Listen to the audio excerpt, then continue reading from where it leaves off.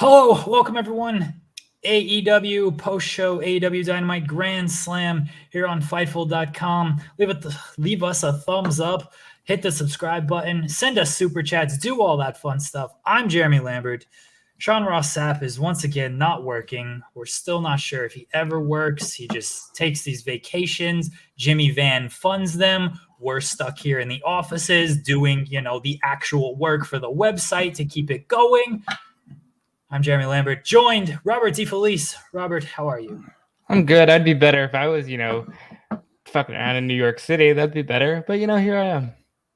You used to live in New York. You were complaining that they never did stuff like this. And they never did anything like that in Arthur Ashe Stadium when I lived right there. But what are you gonna do?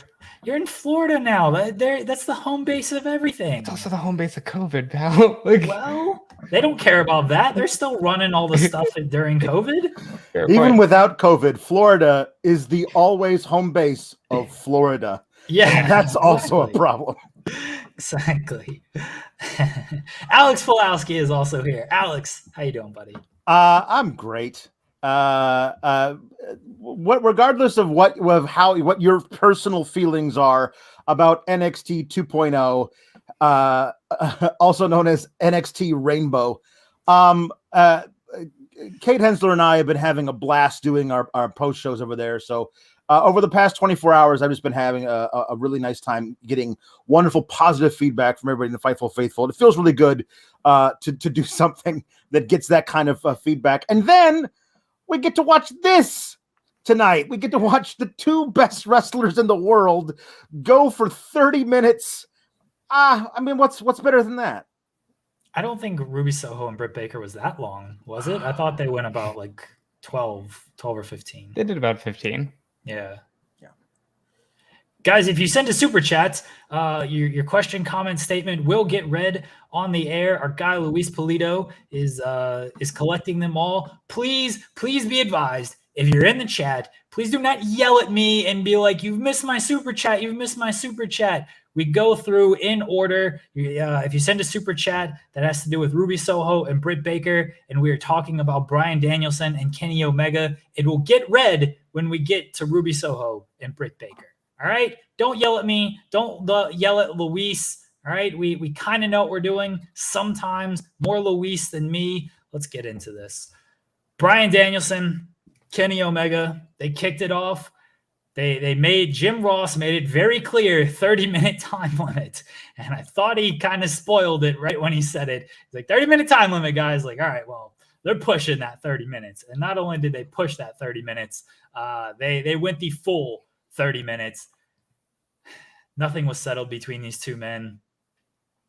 Kenny Omega says ain't going to be no rematch. That's it. Once in a lifetime, everybody. Like John Cena and The Rock, once in a lifetime between Kenny Omega and Bryan Danielson, even though it was their second match. Alex, did this live up to the hype for you? Oh my God. It was great. Like in the first 5 minutes I was watching, I'm like, they're going to go the full 30, aren't they? Those sons of bitches. It's going to be so great. And it was everything I wanted it to be. And they eased into it and perfectly paced.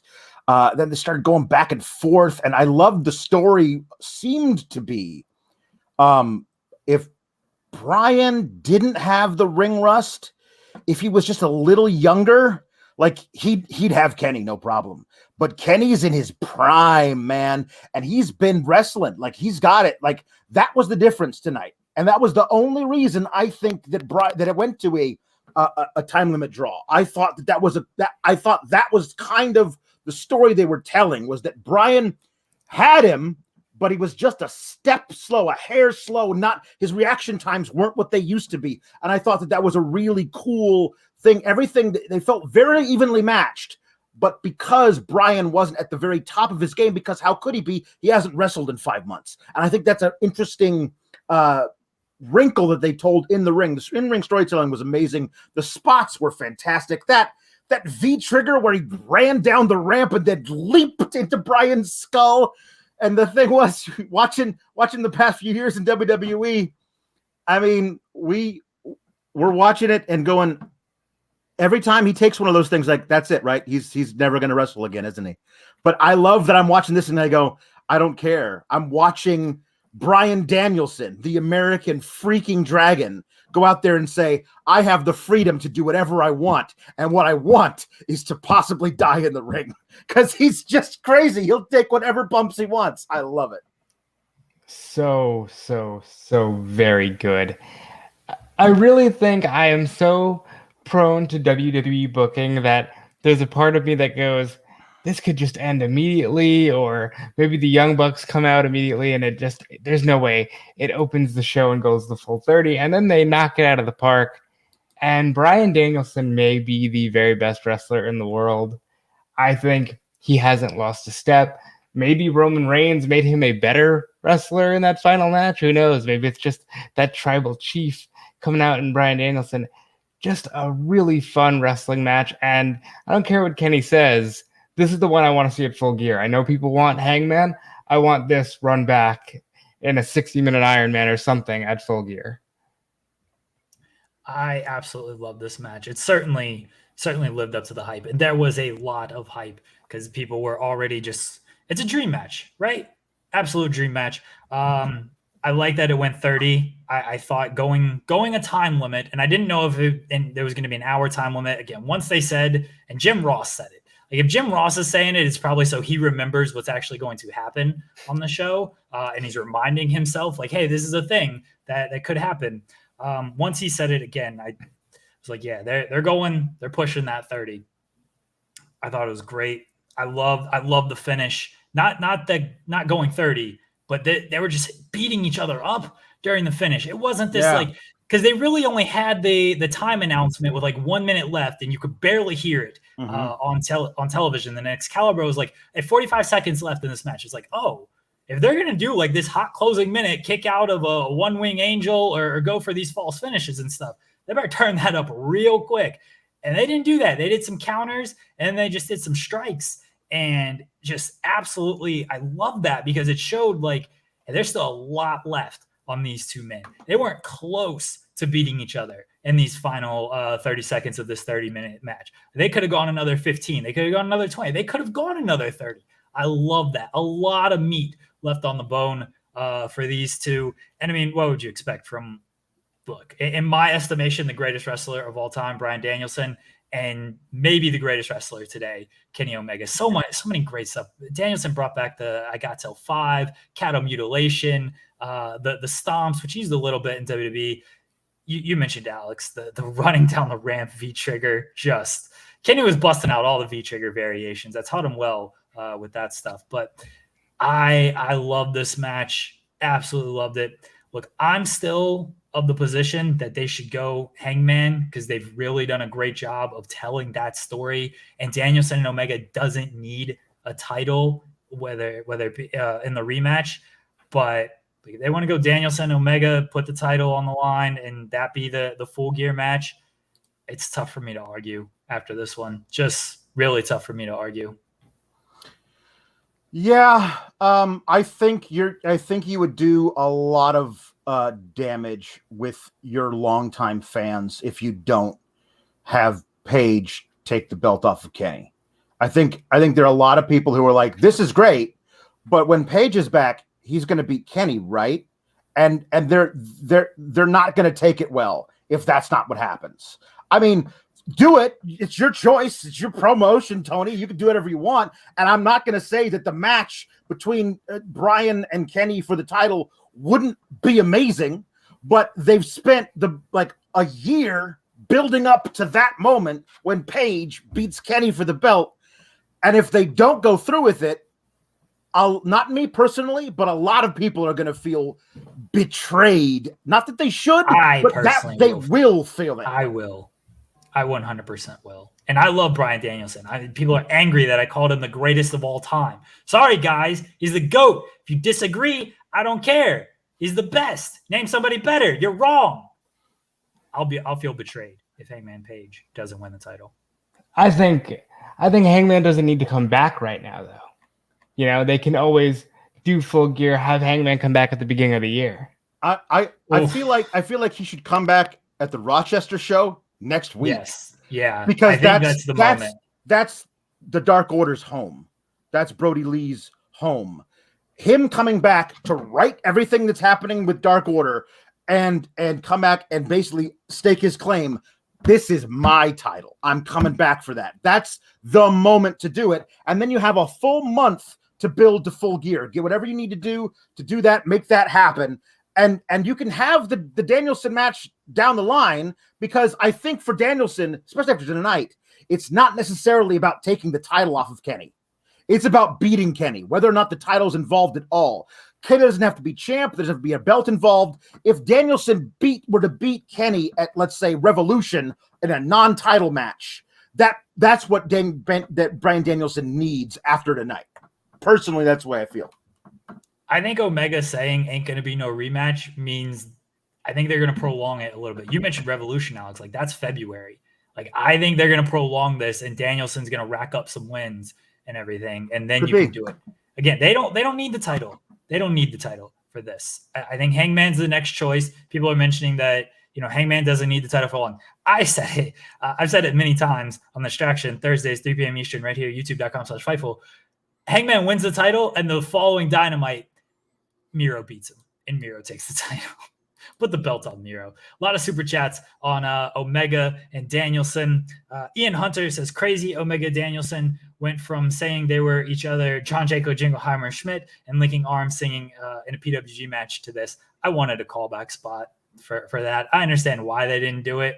I still wanted it. Yeah, I don't think we need that. And no, we did. The biggest stadium. We did need it. Are you kidding me? They appealed to these hardcore dorks like me. We would have all popped for it. I think that's something you can do at, like, during a commercial on a Dynamite taping or something. You can do that and be fun. Just for the crowd. I thought Kenny was going to do it with the ref at one point. Like, he pulled the ref in front of him. Like, what is he doing? I thought he was going to do the John Jacob Jingleheimer Schmidt spot with that.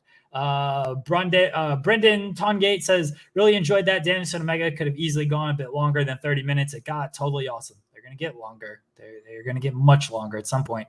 The Intangible One, Cliff Beard, says, remember, kids, a tree semen a day keeps the doctor away. Because of Bryan, I can't look at Carlito the same now. My bad. Brent Bachman says, 2 words that inspire so much joy. Cattle mutilation. It's also apparently the name of death metal. DeFelice, you like that kind of stuff, right? Yeah. I mean, cattle mutilation, that's not his thing now. He's actually for the preservation of cows. But, nice callback. Maybe it's the tree semen mutilation now. That just sounds worse. Mark Losberg says, isn't there a stip in place that prevents Hangman from challenging Kenny for the belt? No, they lost the elimination match. He has to earn it back, doesn't he? You got to earn it back. He's got to become number one contender again. Yeah. But it's not that he can't challenge for the belt because of some stipulation. He's just to win matches.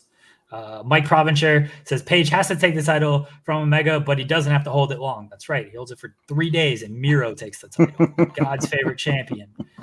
Trent Hill says Danielson Omega was insane. Hopefully Cody, hearing 20K people boo him, will realize it's finally time for him to turn heel. It comes out of the middle. He's not a babyface or a heel. Brandy's a heel. She came out of the heel tunnel. Talk about that a little bit later on. Lisa Lockhart. What's up, Lisa? What a show. Omega Danielson ruled, the tag match ruled, Punk ruled, Malachi rules, the women rule, Fightful on Wednesday night rules. Love you guys. Love you as well, Lisa. Great Fightful faithful there. The Intangible One, Cliff Beard says, I say do Omega Bryan at Full Gear, have Hangman come back then, and then Hangman beats Omega December TV special, like when Kenny won the title. I'm with Alex. I think Omega's coming back, Rochester show. Like, Page, yeah. Yeah, Page, sorry. They're going to do something for that show. And it's next week. Like, they're going to do something for that show built around Dark Order and Brody, right? Like, they have to. And Page makes the most sense there. You would hope. I do hope to see it. I just think that this has added a new wrinkle that unless they're going to go in a new direction with Danielson going after the Young Bucks or an Adam Cole, I think he's got to finish his business with Kenny Omega. Adam Cole makes sense because, Adam Cole makes sense, honestly, because of what happened in the post-match. So could totally see that. Chuck Cassis says Omega versus Bryan Danielson was at least 18 stars in Arthur Ashe Stadium. Love the show and can't wait to see part 2. Hope you 3 are having a great day. Love you. Love you as well, buddy. Thank you, Chuck. And Ricardo El Idolo, not distraction. Kenny Omega versus American Dragon equal match of the year for me. Anybody willing to go that high? Match of the year praise, Robert? I'm gonna say no. Not yet, at least. Not yet. I mean, it's on a short list. It's hard for me to say match of the year has no definitive winner. Like for me, like the match of the year right now for me is Lucha Bros versus Young Bucks. Yeah, because of the definitive winner and how that pop sounded in Chicago for that thing. This like might get like a special like honorable mention, meaning it was like the best worked match that didn't have a finish. The best worked match that didn't have a finish. If they do another one and they have a finish, it very well could be the best match of the year. Yeah. Jonathan McPherson says, I think I got this one, Luis. He says, what a night. After a few weeks talk of heavy dynamites, I wondered what we'd be sold tonight, but I can deal with a few more promos to hype the fact that amazing pro wrestling is amazing. Thanks, buddy. The super chat was right here, and then that was his message. At least I assume. If not, then pretty sure. All right. Danielson, Omega. I'm not going match of the year on it. I'm bad at like rating matches. I don't remember what matches took place last week, much less like what happened earlier this year. Like Bianca and Sasha is still on my short list because I love everything about that match from start to finish in the moment and everything. So that's up there for me. Yeah, the cage match was great as well. I'm sure there's like plenty of matches that even the Okada Tanahashi, the recent match they had, I love Tanahashi and he always kicks it up against Okada. So I love that match as well. Yeah, Walter and Ilya, people are mentioning like that one. That was a great match as well. And Eloquent says that as well. Second best match of the year behind Walter and Dragunov too. Yeah, I think that it's so funny that you bring up Sasha and Bianca because at the time I was like, well, this is it. Nothing's going to beat this. And that feels like it was 1,000 years ago. It does. Like, it just feels so, especially since what they've done since then with both of them. Like, it just feels like 1,000 years ago. Like, that match is so in the distant past.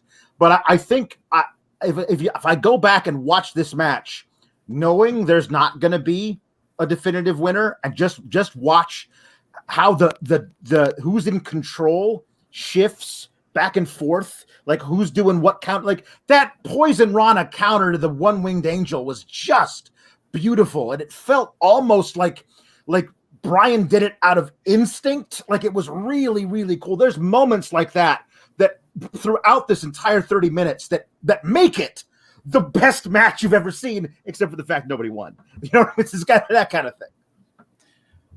Brendan says Rosa Britt Lights Out is still my match of the year. It's another great match. Was that in 2021? That was St. Patrick's Day. Yeah, it was March.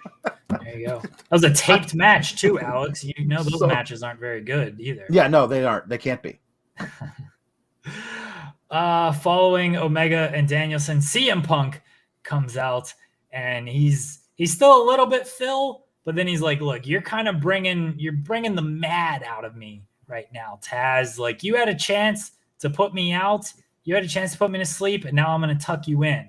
Great line. He said, you guys should have finished the job, and on Friday, you guys are going to sleep. I love this promo from Punk. Absolutely loved it. I get why he comes out and he's happy-go-lucky Phil. He's excited to be back in wrestling after 7 years away and everything. I want CM Punk, though. I want him to cut those scathing promos on people, and that's what we got here. I love this. Robert, what'd you think? Great.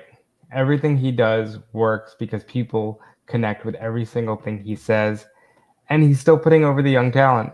And I think he's going to have a great match with Hobbs on Friday. Alex? Yeah, he's doing everything just right. Like there's no false notes in what he's saying, except for the fact that I do wonder when, not if, he beats Hobbs, if he's going to be able to do it with the GTS, because I've seen him get a little wobbly with dudes who are half the size of Will Hobbs on his shoulders. So I think it'll be really interesting. I can't wait to see how he works with a guy that size at this point in his career, because we got to see him have a match with a guy who's smaller than him in Darby Allin, there weren't a lot of guys smaller than him that he worked in WWE, 7 years ago. Now is a dude who's just built like a damn tank that he's got to go in there and sell for and play from underneath the whole time. And I can't wait to see what this CM Punk does with that kind of match. It's going to be great regardless. He sold me a ticket to it, even if I wasn't excited about it, which I was. But I loved that he was like, you tried to put me through a table. You should have finished the job. You should have killed me. You should have made sure that Cult of Personality couldn't play in Arthur Ashe, because now I got the fever. Like, I'm ready to go. I love that he says for the first time in a long time, I need this. And that feels good to have CM Punk say something like that. I loved it. Oxbow Talks Wrestling says Anaconda Vice coming back to make Hobbs tap. There you go. Maybe he doesn't use the go to sleep. Puts him to sleep with the Vice. No spoilers, by the way, guys. Please no. Chat. Yes, please do not spoil this. I know the match is being taped right now. Please don't spoil it if you're in the chat. Nobody has. I just want to fair warn anybody. And mods, if you see it, please get the comments out of there, because we don't want the spoilers for Rampage. We don't want anybody spoiled on that.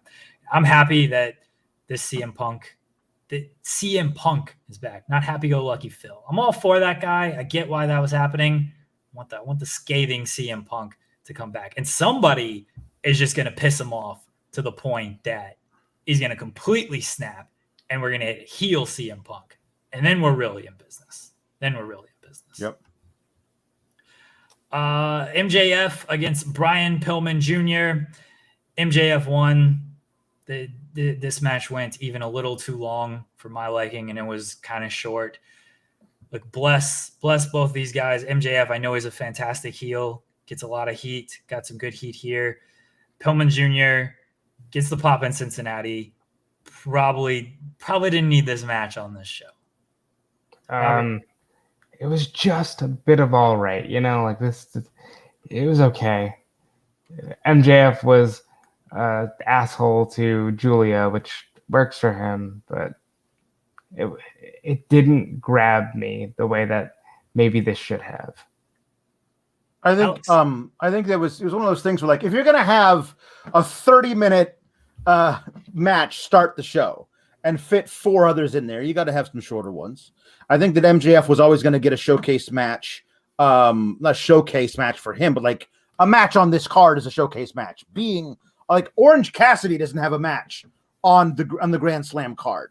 Like, they wanted to get MJF out there for people because a lot of people are tuning in to AEW Dynamite, maybe for the first or second time, because it's got Danielson versus Omega in it. And they wanted to say, hey, we got this young guy who's homegrown, who's a natural heel, who's going to make you feel things about a heel you haven't felt since you thought it was real. Like that kind of thing. Like him grabbing Julia Hart, 18-year-old or 19-year-old Julia Hart by the wrist and be like, you don't touch me kind of thing. Like that felt very old school. Like, I love that that's as far as it went, but at the time we didn't know, like, because who knows with MJF, he walks that line, and I think that it works for him, and I feel like Pillman was the guy to challenge him to the match in Cincinnati, but he probably wasn't the guy to have the match against him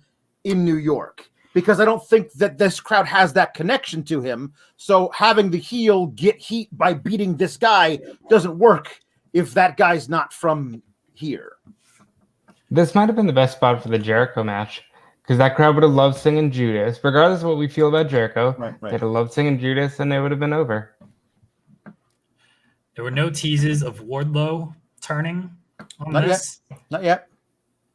We have a hair versus hair bet between you two of when Wardlow is going to turn. How confident are you feeling about this, Alex? 6, 7. I mean, not really. But like, it's arbitrary at this point. We're not really sure. They teased it again in the most recent episode. So they're continuing to tease it. Not tonight, but maybe they'll do it again next week. you never know. They'll just tease it until they pull the trigger. And I feel like sometime between now and the end of the year is as good a bet as sometime after that. As long as it's on New Year's Smash or whatever they call it, I'm good. So I think we'll get there. Beards are involved. Psychic slime. We're going full. Yes, Alex, you look very confused. I haven't seen any documentation. I need to have a lawyer's look over it. It's right here. Right here. I'm literally writing it up right now. Oh, you're writing contract. It up. Okay, well, it says contract. Fax it over to me, and I'll have my people look it over. I mean, and I could pull a Becky Lynch and go, well, what if I don't sign it? What if I don't sign it? You know? Beard versus beard. You gotta sign it. There. Okay. Well, if I don't sign it, then it's not official. You do realize if I shave my beard, my wife will divorce me. So, it's not. We've all been there. I mean, it's not a good look. On the line, pal. I can't say I'm really there. Yeah. We've all been there. The second one's usually better. Alex, be okay. Fair enough. Mike Provinger says, I hope the turn comes after MJF forgets to renew Wardlow's contract. That'd be tremendous. That'd be very good if that happened. Chris Jericho and Jake Hager cut a promo. Chris Jericho was trying really hard to get the crowd fired up, dropping the Robert, you seem very angry on this promo. Jake Hager cut a promo. Jake Hager went full Robert O'Neill. He's like, men of the year, boys of the week, good brothers, bad brothers, more immoral Hulk Hogan, immoral Hulk Hogan. Yeah. It's full Robert O'Neill by Jake Hager. This wasn't great. For a guy who spent like the better half of the last 3 years saying, Y2J is dead. That's a stupid idea from an old time. He's doing a lot of Y2J. What do you say? We took a big bite out of the Big Apple, or what? We're going to make some big meaty men on Friday? Like, what did he say? It wasn't very good. He tried to act tough. He's about as tough as, your dad coming to pick you up from school, listen to AC/DC all the way through. Wow. Shots fired at John Alba. I don't know. I like AC/DC. I'm not liking this Jericho. That match on Friday. Yeah, I can take it or leave it. Malakai Black and Cody Rhodes. Again, Cody Rhodes, not a heel. I will never turn heel. I will never show kids bad things that they might emulate. Not me. Then walks out and gets booed into oblivion by 20,000 New Yorkers. I felt bad for Cody. I felt bad for this man. If he honestly thinks like he's not turning heel, like, or he already hasn't, man, he's the least self-aware dude in all of wrestling. He's dressed like Homelander, like raising up through the floor. Like he's absolutely a heel already. Like, and I appreciate that during the match they played into that. Like him looking around at the crowd booing him, like, okay, that's interesting. That's a little different. I thought that at least he was playing into it during the match, which is good. I wonder if you could go back in time to May or whatever it was where he cut that original promo, if he would just take that out, because before that, everybody ate up everything he did. They loved the throw and smashing, the long entrance. Nobody cared. But I know for a fact that the only person in the arena cheering Cody was texting me, and they almost fell over when they saw Brandy Rhodes enter the arena. So one person out of 20,000, not bad. But Cody, he needs to turn. If only that focus group had told him, hey, maybe this is a bad idea. Maybe don't cut this promo. Would have saved some trouble. Pharaoh was a little more focused on the begging strips at the time and couldn't get the answers out. What can you say? Blame Pharaoh. I thought Pharaoh was coming out when Cody kept pointing to the entrance and stuff. I was like, yeah, Pharaoh's about to return. Oh, no, they did a wide shot. It was a bad one that clearly showed Brandy was waiting in the tunnel before they zoomed in. Brandy's a heel. Brandy's a heel. She came out of the heel.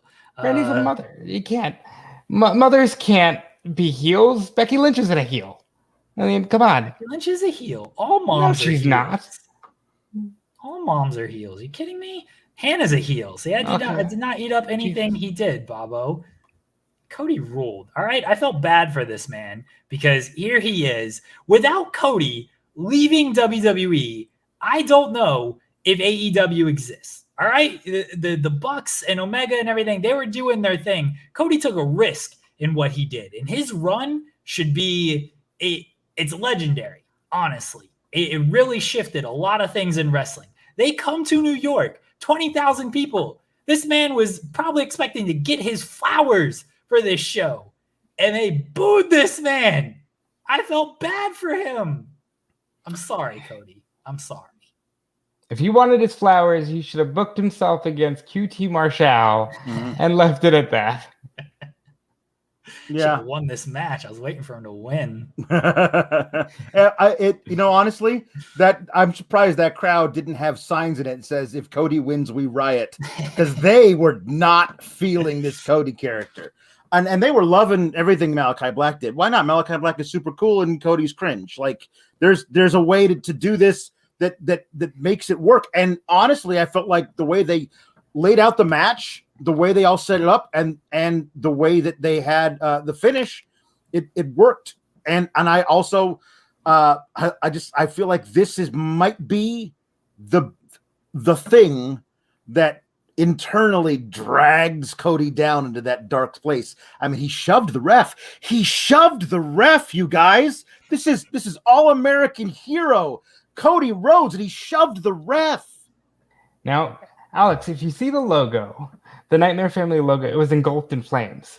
This signifies that sometimes, not because we're bad people, sometimes we get caught up in the heat of the moment. Oh, okay.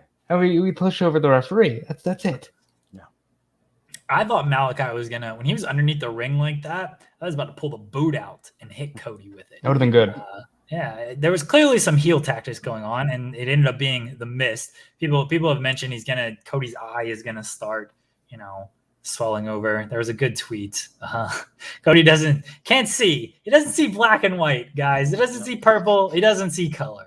All right, and now this mist is going to ensure that he just can't see any of that color that is corrupting. Well, he sees color, all right. The only colors he sees are red, white, and blue. I would love it if something's listen, just let's take it to the extreme. He comes out and he's wearing white contacts because the corruption that came from within his soul has blinded him. He can still see, but he can only see the world in black and white.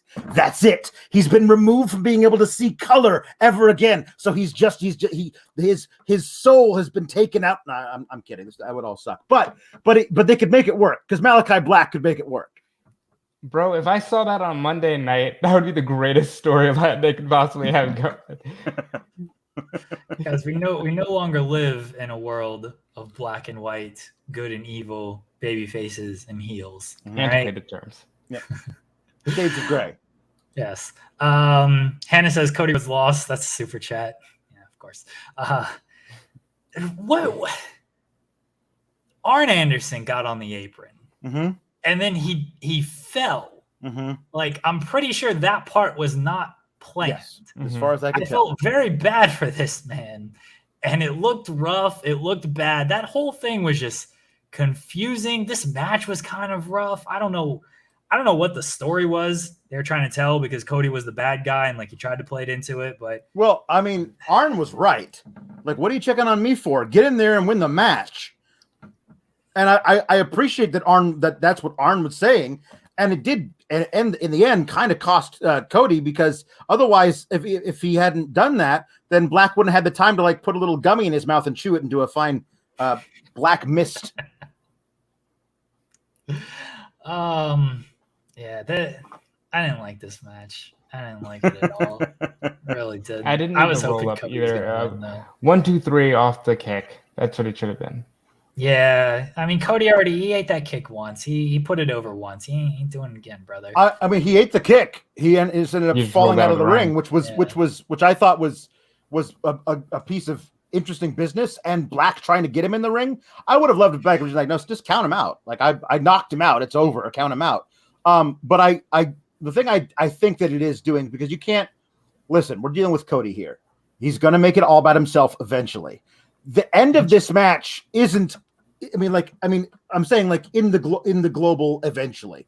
Like he put over Black hard in that first match. Yeah. Now he's making it all about himself because I think the mist is going to change Cody more than it changes who Black is. Black can go on and do something else, but now Cody is going to become this shriveled, like twisted internally version of himself. It's gonna be Venom. Yeah, like Venom. He's going to become Venom. Yeah, there you go. There you go. That movie's coming out pretty soon. Great tie-in. Intangible One, Cliff Beard says Black is stealing the Fiend's gimmick. Red lights, Black mouth goo, Wyatt to the House of Black soon. Man, I thought we were getting Bud Matt tonight. I was really excited. Didn't happen though. Very sad. Eloquent says, does the crowd really hate Cody or is Malachi too over? Nobody is ever going to boo Black. I think they dislike Cody. They booed Cody pretty good. Yeah. I don't think this is a thing of, we really like Malachi. I think this is the Put Malachi up like against both, Daniel Bryan. No. Put him up against Bryan Danielson. Put him up against Darby. Put him up against Punk. He'll get booed. Yeah, he was getting booed against like Brock Anderson. Beer What says, I hope Arn is okay. Yes, that'll definitely be good. Intangible One says, most people probably saw Cody dressed as Evil Knievel. I saw him as Super Dave Osborne. Very fair. He's Homelander, guys. He's 100% Homelander. He was Homelander for that Go-Go match. And he hasn't stopped since then. Oxbow Talks Wrestling says, Alex, if you want to go extreme, the Mist is going to make Cody into Stardust. Now that I would not bet on. I do think we can get him megalomaniacal Cody. Maybe one that's kind of like Vince. Just enough so that Punk can have some fun cutting promos against him like that. But we have to get heel Cody. It's been way too long. Sawyer says, I love Cody the wrestler and the son of Dusty Rhodes. Not Cody, the overly patriotic dork with the Messiah complex and no self-awareness. I don't want him to turn heel, just to calm down. He's kind of always been the patriotic dork with the Messiah complex and no self-awareness. It doesn't work as well right now. I really think you guys missed the part where you say, son of Dusty Rhodes. No, that American Dream stuff is real. He believes everything he's saying. Next up, we had FTR against Darby Allin and Sting. It's great to see Sting, the man, the icon, the Stinger. There we go, Sting. I was making the cameo there. FTR with the Horseman music and the New Day gear was a great little nod as well. They cut off Darby, got the hot tag on Sting. He goes wild because he's Sting. The finish sees Sting put in the Scorpion Deathlock as Darby hits the coffin drop on Cash, and Sting and Darby Allin pick up the victory. Robert, what did you think? Many years ago, they did a song about Sting. They'll let you know he does this and he does that. And all these years later, he's still doing this and that, and it still looks really, really good. Sting, I can't believe they didn't put him in the ring with The Undertaker. I'm just going to say it. That is a missed opportunity. He looks better than what we've seen from The Undertaker in recent years. Alex? Yeah, I was watching this, and you know, they really put over FTR coming into the ring. They've only lost twice, and I'm like going to the match. Oh, you know they're putting over Sting. Like they Cash and Dax are backstage doing rock paper scissors to see who gets to tap out to the Scorpion Deathlock, because those two former like old school NWA WCW nerds, you know, they were like on the bucket list. Was tap out to Sting. They definitely wanted to do that, and then, well, they couldn't, and now they get to. I'm so happy for them to actually be able to work this match. They looked great doing it. Darby Allin going in to save his old man Sting was excellent. I thought this is what it was supposed to be. Like, it was basically an exhibition. Like, it got Sting and Darby Allin in there. It allowed FTR to get on the card and work and be great at what they do. And they got to put over Sting. That's probably one of the things they've always wanted to do. Here's the problem. Sting and Darby are 4-0 now. When do they go against the Lucha Brothers? What is this the problem? That's the solution. Well, Sting and Darby against the Lucha Brothers. Where do you do it? They got to get through Butcher and the Blade first. They already did that. That was last week, wasn't it? I don't know. Yeah, come on. Watch the product, Pawlowski. That was last week. No. Sting and Darby got to get through them first. Okay. You got to move up the ranks, man. FTR was like 2 or 3 in the Yeah, they rankings just last time. leapfrogged. They leapfrogged the FTR, but who's But who's then ahead Butcher and still? Blade fall because they lost their title shot. Sometimes they fall from like 2 to 7. Sometimes they fall from like 2 to 3. It all depends on what they want to do. Well, what they should do is Sting and Darby number 1, and we should do Sting and Darby against the Lucha Bros. Let's do it. Who bumps less in that match, Penta or Sting? Penta. It probably would be Penta. Probably. Penta ain't bumping for nobody. Bless that man. Love him. Zach Barber says 6 years and 2 days ago, Sting was nearly paralyzed. Tonight we saw him tap someone out with the Scorpion Deathlock. Surreal. That's the real immortal right there, the Stinger. Dave Gillespie says, what a show. Dang, Sting carried that match. Factual. And Jay Piskaric says, FTR with the NWO ring gear was awesome. It was New Day ring gear, everybody. Please get it correct. No, it's only New Day if it's red and black. If it's black and white, it's still NWO. It was New Day inspired. What is this NWO stuff? You old heads. No, don't get it. Let's take a word from our sponsors and hopefully have the right ad loaded up. I hear you. Times are rough. We just got out of a wild situation, a wild year, and people are saying, you know what, it's a hard knock life. But I disagree. Instead, I believe it's a hard cock life when you use Blue Chew and the code FIGHTFUL, and you get your first shipment free. Free? All you got to do is pay $5 shipping. Blue Chew is made with the same active ingredients as Viagra and Cialis, so you know they work, but they work on your schedule. Full stomach, empty stomach, ready to go, want to get in the mood, Blue Chew has you covered. Instead of treated, we get tricked. Instead of kisses, we get kicked. I don't think so. More like somebody's getting dicked when you use BlueChew.com. No awkward conversations with the doctor. Because, I'm all about not being awkward. No waiting in line at the pharmacy. It's because they work with their online physicians to get the active ingredient you need, and it ships straight to your door. BlueChew.com and the code FIGHTFUL gets you your first shipment free. That's how confident they are. Free. Use that promo code FIGHTFUL.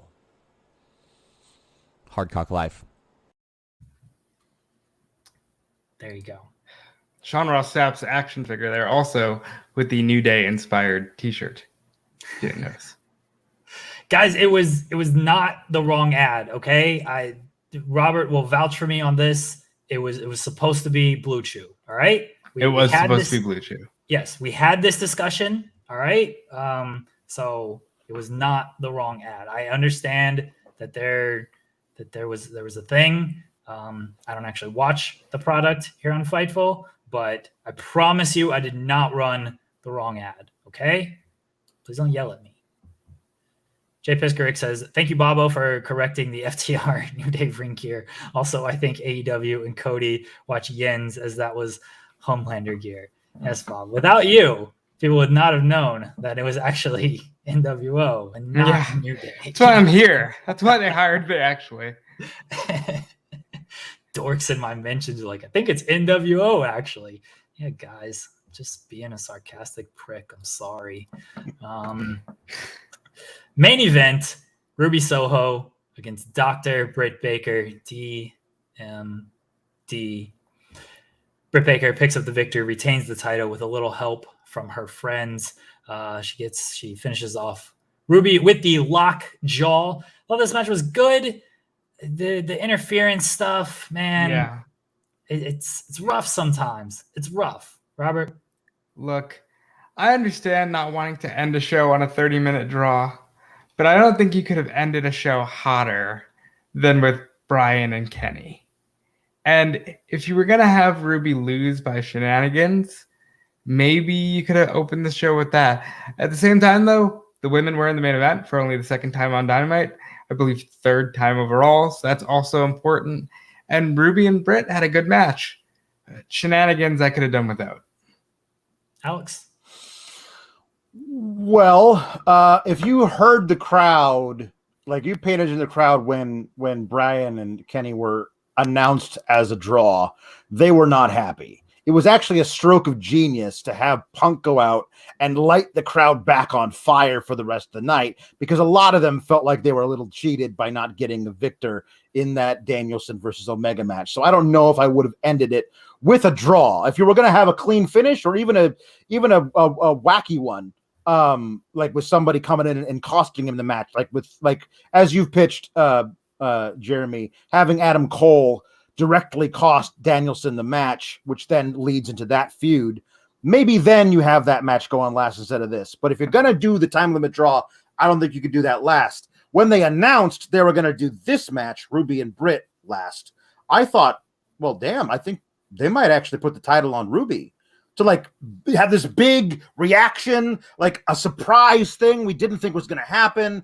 And if they were to do that, then it would allow Britt to finally take some time off and let her wrist heal up right. Like, she's been wrestling with a broken wrist, for God's sake. Like, and it's not able to heal if she's out there doing that kind of stuff. So that would allow her to heal. And while she's gone, you can run Ruby versus whoever you want. And when Britt comes back, that allows you for another amazing opportunity for a rematch program with Ruby. Or if somehow, maybe let's say Thunder Rosa were to take the title off of Ruby in the meantime, when that happens, then you have Britt come back, and then you light up that feud again, Thunder and Britt. So when they actually just had Britt win via both the ref and Ruby looking stupid, it kind of took all the wind out of my sails. Like Aubrey Edwards is the smart ref. She's the one who doesn't stand for stuff. Her being like Rebel gets on the apron, Ruby should just be pointing her, get down from there. I'm not paying attention to you. That's who Aubrey Edwards should be. And Ruby dismissing Rebel, but then running headlong at Jamie Hayter and getting hung up in the ropes herself, leading into the finish.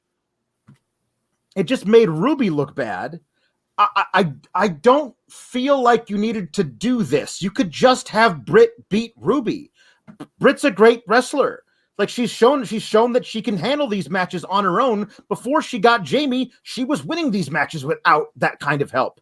So you could have done that. But I feel like you screwed over both the ref and Ruby by having the match end this way.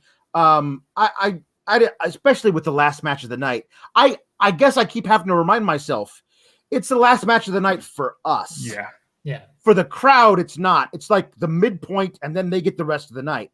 But to go off the air for those of us at home, it kind of felt deflating. Now, you could argue Britt was very over with the DMD, so maybe it is a happy ending. But it does make Ruby look dumb. But you can also argue old habits die hard, and she is a former WWE babyface. So maybe it fits. Yeah, I don't know if the crowd, when I'm happy, Jonathan McPherson, at least, Dynamite crowd was popping for Ruby, chanting DMD, totally silent after Britt's name was announced with the huge "We respect you" as a heel energy. Yeah, it wasn't a big like, hey, happy ending, go off the air.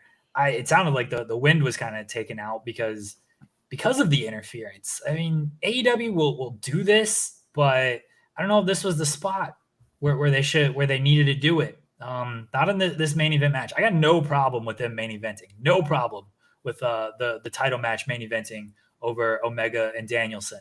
But if you're gonna do it, I don't need the ref looking stupid and a bunch of interference and all this stuff. Just don't need that.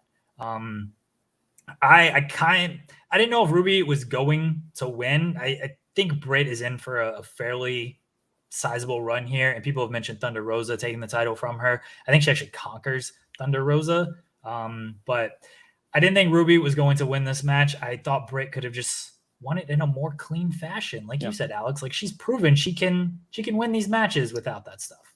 The only reason that I say Britt could have lost here is because I think Ruby is significantly more over than anybody thought she was going to be coming into AEW. So you have an opportunity to put the belt on somebody. It would have been a shock, a pleasant one, and we could move on from there. It would then allow Britt to take the time to heal, which she hasn't had the opportunity to because she broke her wrist in her first defense as champion. They had spent all this time with her being injured, waiting for her to finally become champ. She becomes champ, and then she breaks her wrist in her first defense. They didn't have anybody ready to take that belt from her immediately upon breaking it. Kudos to her for working with a broken wrist, but I don't think that's probably the best choice. And eventually she's going to have to take time off to get that cleaned out or whatever. So this would become an opportunity for that. I think that all things being equal, without that wrist, yeah, Britt Baker should be champion for 2-3 years. She's amazing. Like, let's do that. If you're not going to have Thunder Rosa take it off of her, then have her be champion forever. But in this case, I think that a surprise was Ruby is super over. Her songs, people are singing her song. They love Ruby. That thing last week on Rampage proved that she can absolutely go on the mic, something she was never allowed to do in WWE. And we're ready for her to be a major important player. Now she can have a pretty cool feud, I think, with Jamie Hayter coming out of this match. And we can have 2 important feuds for these women, which then would maybe get the thing I want, which is a minimum of 2 matches on Dynamite and 1 match on Rampage every single week that are good, that are given lengthy time. People said, Zach Barber says, Ruby Soho went from not on TV most weeks to main eventing in front of 20,000 plus. Sure. Wrestling in 2021 is wild, y'all. Yes. Good on Ruby. Ruby's certainly made the most of this. Like Alex said, she's more over than I think kind of anyone thought. Her entrance got cut. Wasn't a fan of that. We needed more Ruby Soho. Mm-hmm. Well, that's the Ruby Soho incident, and they're just going to run that back again. James Boris says, Alex, I love the idea of rolling off seasons you mentioned a while ago. How do you think they could implement this? Well, I mean, it just becomes like kind of a thing of like, we have a plan set out for you and your feud. We know who's going to win because we're AEW and we're not the other place. We've plotted this out over the next several weeks. When you lose this feud, we're going to write you off of television. You get to go away for 6 to 8 weeks, heal up any aching things, go on vacation, for God's sake. When you come back, you're going to get a huge ovation. And if you actually plot it out saying, okay, people are off TV all the time, instead of it just being a thing like, we have nothing for you, kid, like literally, we are deciding we don't have anything for you. For now, we're going to work on figuring out what we're going to have for you when you come back from vacation. Like, it's always one of those things of like, you always have too many people. A roster as big as certainly WWE's, but now AEW's as well, always has too many people. Like, we have people, like really high profile men on the roster and women who weren't on this mega card. Like, if the reason they're not on this mega card is because we can't fit you in, it's a little harder for me to take than it is if this is during their allotted time off. And I think that you could make that work.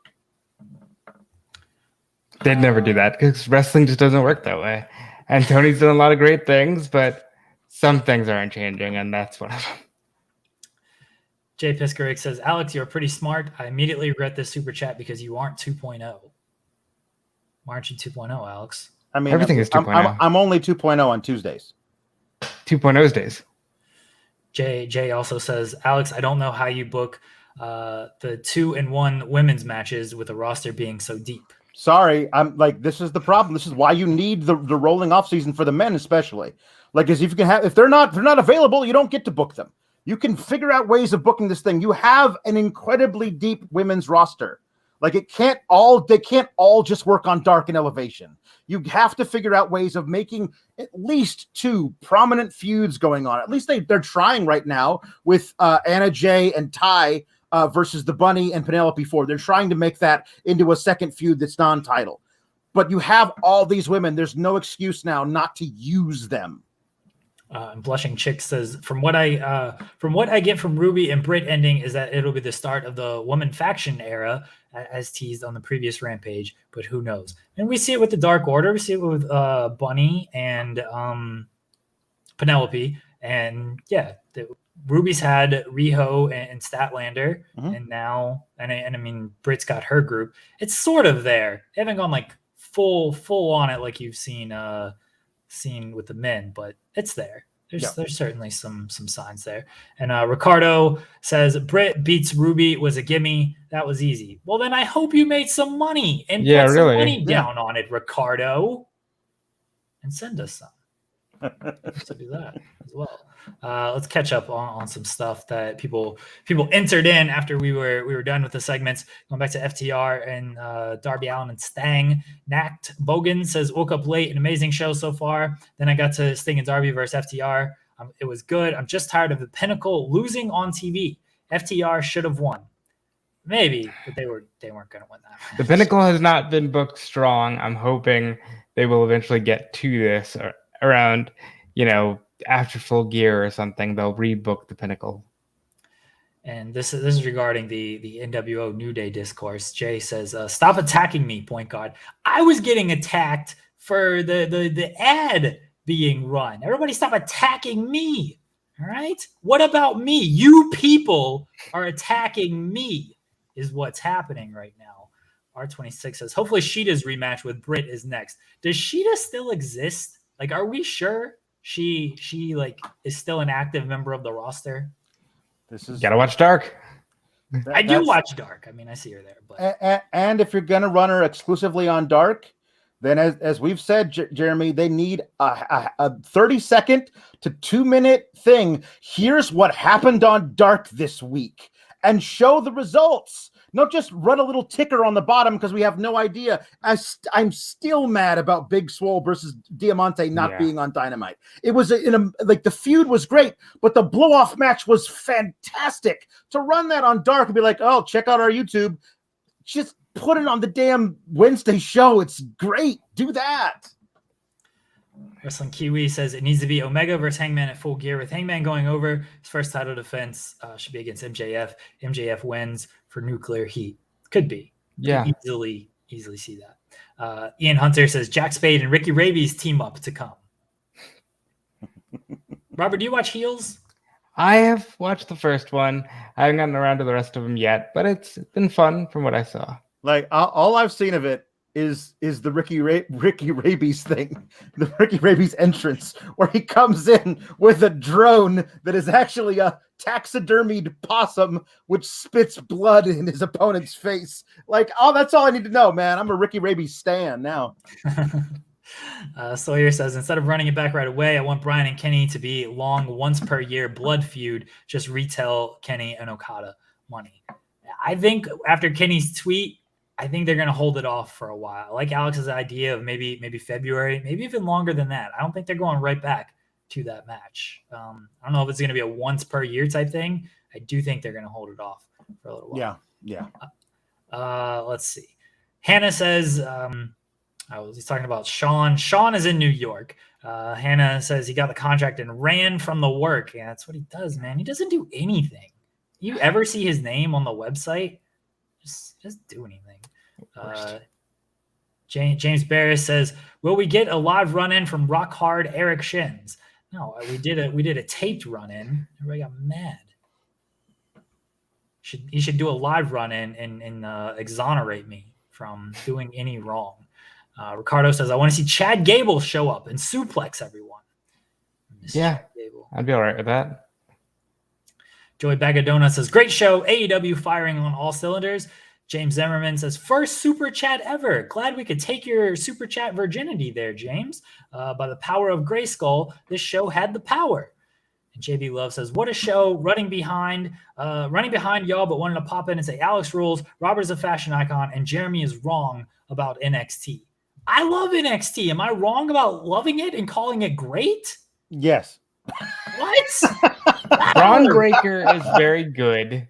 Braun Breaker may as well be the future of men's wrestling all over the world. He might break the record he might break Flair's record, but not with the name Braun Breaker. That's ridiculous. Well, he's breaking all the bronze. That's the first thing that he's got going on, and I've liked what I've seen from it so far. And you guys on Tuesday make it even better.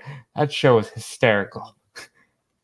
You guys are haters if you don't like NXT 2.0. Everyone's saying I'm wrong. I thought people like this show. No, it's quite terrible, actually. Yeah, That's what makes it great. That's what makes it great, though. I suppose. At least there's like some color, which I know. It's too much. Like you don't go from zero color to all of the color. There's got to be a middle ground.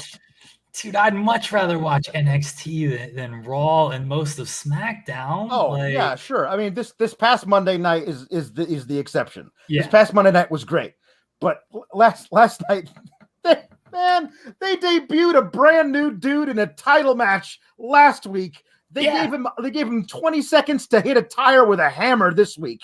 They can't capitalize on any kind of momentum. It's ridiculous. They're building him up. What are you talking about? They built him up, showing him in training. My favorite part was Kyle O'Reilly is out week to week, and then he just comes back in the main event. Like, oh, he's out week to week, and he comes out and hits a dude and goes, "Oh, look how week to week I am. I'm so weak to week." DeFelice #1 fan. What was your super chat? It's not listed. I don't want to rob Robert DeFelice of his #1 fan super chat. A couple other ones here. Jay Pesteri says, "I'm turning into Vince. I want more Wardlow and Hager. We need more of them, and I don't need more Hager. Hold on a minute, pal. You can have more Wardlow and Hobbs and all. You do not need more. Nobody needs more Hager. Everyone needs less expiration Hager. date on him expired, and that was like 10 years ago. I think. Jesus. We definitely need more Wardlow. Though. Yeah. Jack Crosby's #1 guy, Wardlow. Sawyer says, who should be the first winner of the Owen? Bryan Pillman Jr., and that's the only one I'll accept. Alex? I don't know. Wow. What was the question? What was the Who question? should win the Owen? Dante Martin is my pick. Yeah. Is there any prominent Canadian wrestler? Because maybe there's Sean Spears, but he's not Kenny prominent. Omega, baby. Well, not him. True. And not Jericho. I don't know. Maybe if they hold off on the tournament long enough. How about Kevin Steen? My guy Luther. Kevin Steen, who named his son after Owen Hart. Like maybe there's something there. I know it would mean the world to Kevin. Yeah, that's actually a really good one. I'll accept Kevin Steen, but I'm rooting for Brian Pillman. Luther's the correct answer on this. James Barrow says Tommaso Ciampa against Braun Breaker feud of the year. Intangible One says breaking Braun. And the bean kicked in. Good Lord, what a show. Fan of Soho now. Here we go. Should have been a fan of her before, but they just didn't book her right in the other place. Yep. Yes, very true. Very true. Final thoughts on this show, Robert? Really good. I wish Adam Cole was on this show so I could have seen him wrestle, but that's what Fridays are for, and I'm looking forward to that. Alex? Yeah, it's one of those things where I can only imagine what it's like still in that arena now, straight through with that 4-hour card. I'm really looking forward to Rampage. I don't know if I'm looking forward to watching it at that time of night because I'm usually getting pretty tired around that time. But tonight was. I mean that first match. What can you say? Like it's the two best in the world. Going for 30 minutes and telling an amazing in-ring story with great selling and amazing counters. Just everything else after that felt like it couldn't measure up. But that's not because it wasn't also really good. It's because that first half hour was absolutely incredible. Yeah, going from Omega and Danielson to the Punk promo, it was gonna be tough to top that, and they fell off a little bit. I thought with the MJF match and then the Cody match, picked it back up with Sting. Crowd loves Sting. Yeah, crowd loves Sting. Yeah, Ruby and Britt thought could have been a little bit better. Overall, a little disjointed maybe, but like that first 45 minutes to 50 minutes, whatever it was, that's just some peak pro wrestling stuff right there with that match followed by that promo. Jay says, didn't expect all of you to turn heel on me. Jake and Luther and me versus Jens. Book it. You gotta take all the bumps. Well, Luther won't turn heel on Jeremy, so I think we're safe. Luther's my guy. That's my man right there. Ricardo says, what do we think of Owen and the AEW game? I love it. This is what I wanted from the moment. I think it was like past midnight, one of these nights when we found out they trademarked King of Hearts. Like, that's amazing. That's awesome. They're actually building quite the nice Legends roster for that video game. So I'm looking forward to it. That game's going to rule.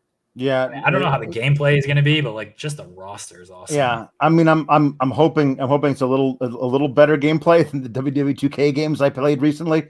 But I'm looking forward to seeing what it looks like, how it plays. But yeah, I think it really is kind of great for Owen's family to like be honored by professional wrestling, just not in the place that, may have had a hand in his death. Some stupid punk says, give me more Ruby straight into my veins and more Britt and Omega and Danielson, Malakai Black, and total not a heel Homelander, Cody and Brandy. Seems like you just like AEW. There's nothing wrong with that. I love me some Sova says, after seeing how the stadium looked for this show, I think they should probably consider hosting a pay-per-view there. I would imagine they will. Yeah, no, it looks amazing. Like, it's huge. The crowd is totally into it. Like, this might be a thing where they decide to come back once a year for a major super card. And even if it's not maybe they're gonna do those quarterly specials. Maybe they do a quarterly special there every year where they just pack that place to the gills. Tony says he wants to make it an annual event, and the quarterly specials is a good call because I think they're going to do less Dynamite specials and to offset with the quarterly specials. Mm-hmm. Wyatt Todd says Kevin the Owenstein might be confusing. Brendan says I missed a super chat. What was your super chat? And if I missed it, I will gladly read it and I will apologize. If I said it and you missed it, you will send another super chat for $5. So let me know your super chat, Brandon, and I will let you know if it was actually missed. We didn't talk about this. We didn't talk about the Miro and Sammy Guevara promo where Miro says, I have given my body to my God and to my wife. He desires pain and she desires pleasure and sometimes also pain. He is the greatest thing in the world. I love Miro so much.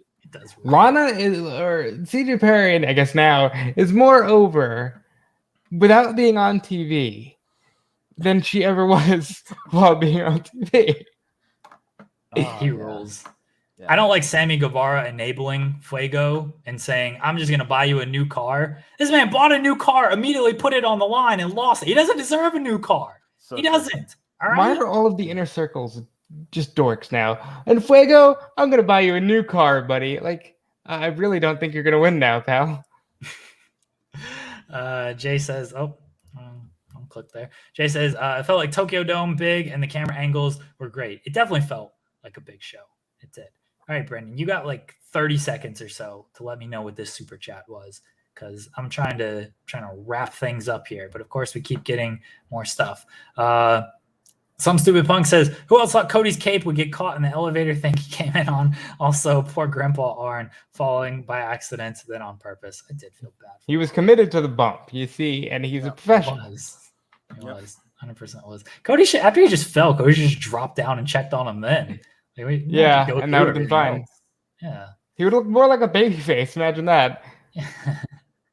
Luis has ensured that Brendan's super chat was read. So clearly, you didn't miss anything, and he should apologize to you. He even wrote it in the document. I did not miss Brendan's super chat. He put it in the chat. He put it in the document. He says, about Rosa needing to take the title off of Britt due to Rosa being the most over contender. Glad they give you more money anyway. I don't think I did read that, but no, it's true. We definitely I saw it. I saw it, but we didn't read it. She is super over. Thunder Rosa is, and she'd be my personal pick to take the title off of Britt. And Ruby would be second. So like it's one of those things of I think either of them allow Britt to still get treated as a heel by the crowd. I think you start losing it when you put Britt, who's super over as a performer, against a lot of baby faces. She's just gonna get cheered more. But those two, I think Ruby and Thunder are two that you can actually get over as baby faces versus a heel champ Britt. There you go. Who do you think is taking the title off of? It should be Thunder Rosa. Like that's really just what it should be. But you never know. Anna Jay could get a quick win. You just never know with who's coming up, and they've got a lot of people. And Tony says he's got a lot of surprises that he hasn't let everybody in on yet. So I'm looking forward to that. John says Sammy is going to win next week with the help of Kip. I don't know. I think Miro's keeping that title for. Alex, are you not a fan of young Kip Sabian? No, I mean, I think there's better ways of getting that title off of Miro, unless you're gonna hotshot Miro directly into like a top program. Because like, no, I don't like when they took the U.S. title off of Bobby Lashley just so he could become WWE champ. Like, Miro's too great. Like, you got to figure out the perfect angle to take that belt off of Miro.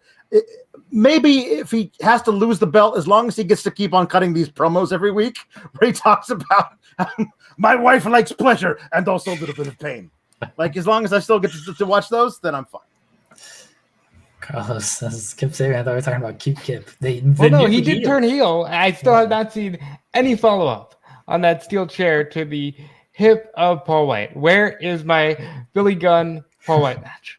Paul White is I won't spoil anything. Intangible One says it should be Jade Cargill, just not anytime soon. And Eloquent says I need a Britt and Tay Conti program, and gonna do something here. And Brendan says, sorry to be a beehole about it. Appreciate y'all. You know what, Brendan? You are not being a beehole. Mm-hmm. The man who is to blame is this man, Luis Polito, for not getting the super chat and putting it in the document. And he is here to apologize, personally apologize to you for missing your super chat. Luis, please apologize to Brendan. I apologize, Brendan. I just checked over here on the chat, and yes, you said the same super chat twice. So I apologize for missing that out. Thank you. Yes. I'm sorry about that. Luis, you do great work. Thank you. Yeah, you're a lifesaver, dude. Yes, thank you for putting together all the super chat. It happens, guys. Like there's just a lot going on. Luis is trying to collect them all. It happens, guys. Brendan, thanks for being a good sport about it. And Luis, I'm sorry for bringing you on here just to make you apologize. But Luis, plug anything if you would like to plug anything. Yeah.